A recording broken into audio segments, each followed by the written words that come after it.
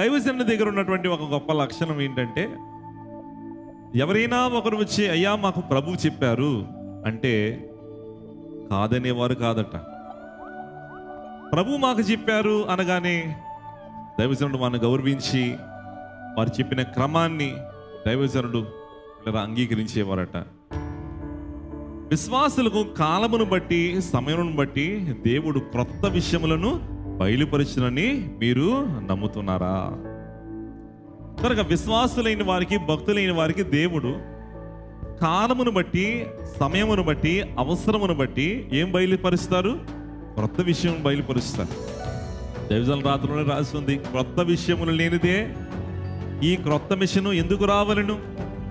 క్రొత్తవి రాగా అన్ని మిషనులు గొప్పగా పెరిగి మేఘమెక్కును. కాబట్టి పిల్లరా, దేవుడు విశ్వాసులకు, దైవ సేవకులకు అవసరతను బట్టి క్రొత్త సంగతులు బోధిస్తారు, క్రొత్త బాధ్యతలు అప్పగిస్తారు.